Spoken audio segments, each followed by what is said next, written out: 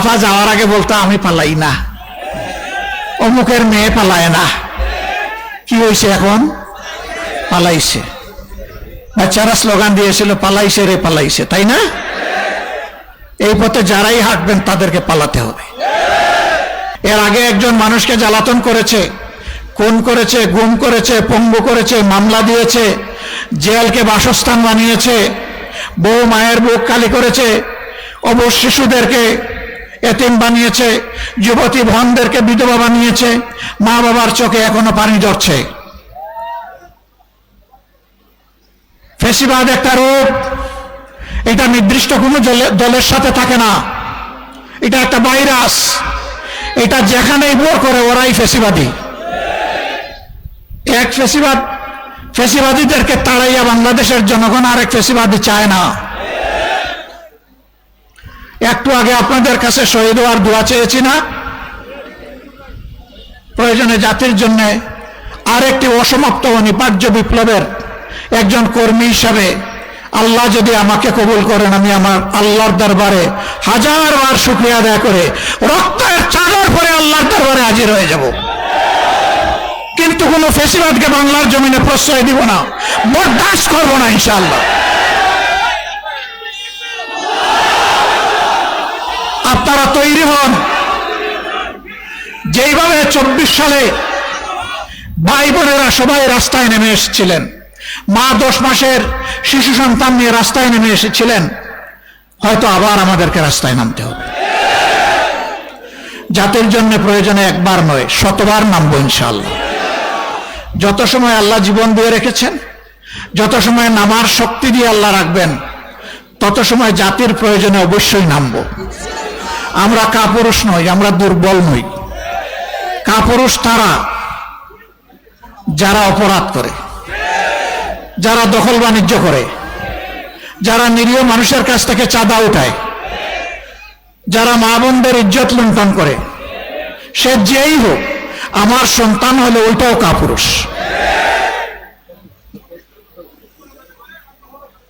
এই বাংলাদেশকে আমরা একটা সুখী সমৃদ্ধশালী বাংলাদেশ হিসেবে দেখতে চাই। আমরা দেখতে চাই আমাদের শিশুরা নিরাপদ, আমাদের মেয়েরা নিরাপদ, আমাদের বোনেরা নিরাপদ, আমাদের মায়েরা নিরাপদ, আমাদের যুবকরা নিরাপদ, আমাদের বয়স্করা নিরাপদ, সকল ধর্মের মানুষ নিরাপদ, সকল বর্ণের মানুষ নিরাপদ, এদেশের সকল ভাষার মানুষ নিরাপদ। আমরা সকলের নিরাপত্তা দেখতে চাই। ইনারাও বলেছিলেন, যারা এখন ক্ষমতায় গেছে, যে আমরা দলীয় শাসন কায়েম করব না। আমি জানি না এখানে একজন প্রশাসক আছেন নিশ্চয়ই, তাই না? কিন্তু বিএনপি করতেন না কোনোদিন। হ্যাঁ, জুড়ে বলেন, করতেন কিনা? এইটা কি হলো? জেলায় যাকে প্রশাসক বসানো হয়েছে তিনিও বিএনপি করতেন না? তিনিও করতেন। এটা কি হলো?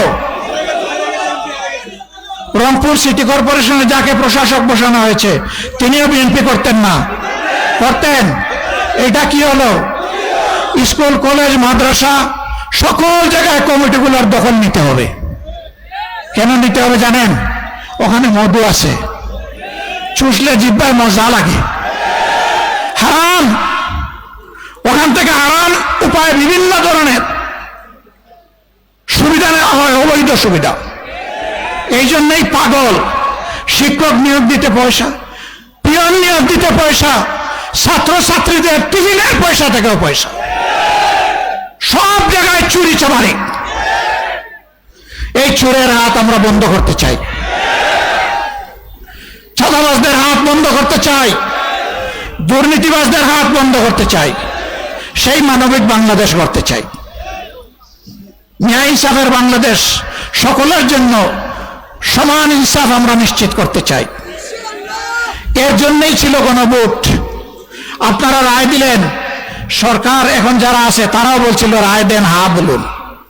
হা সবাই বললাম, এখন আমরা হার উপরে আছি, তারা না হয়ে গেছে।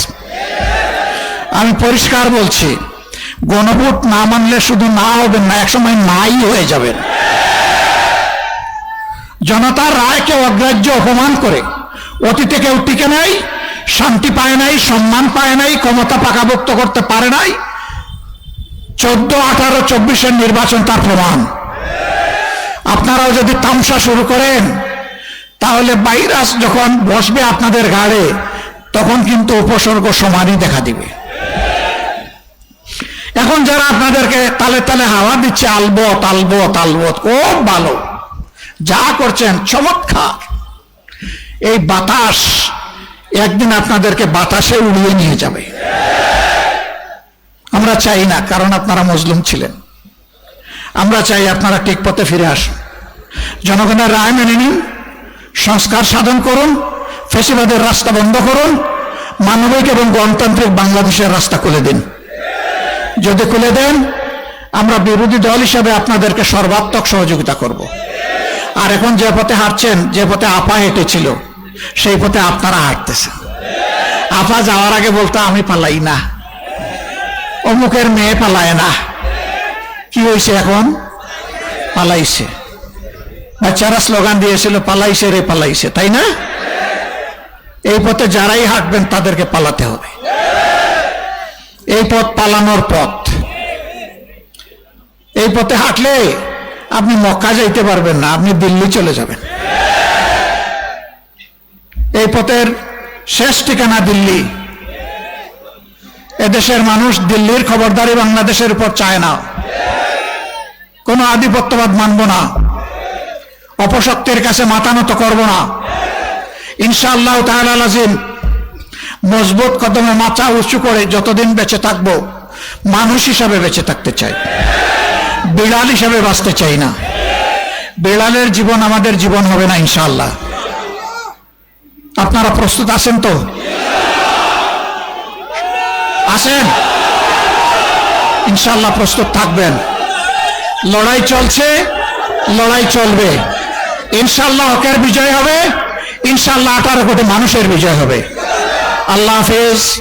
বাংলাদেশ জিন্দাবাদ, বাংলাদেশ জামাতে ইসলামী জিন্দাবাদ। আসসালামু আলাইকুম ওয়া রাহমাতুল্লাহ।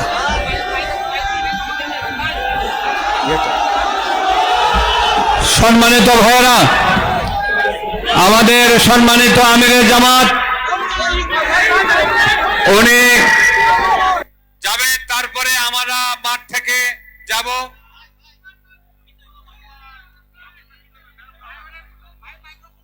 গ্রুপে দেওয়া আছে।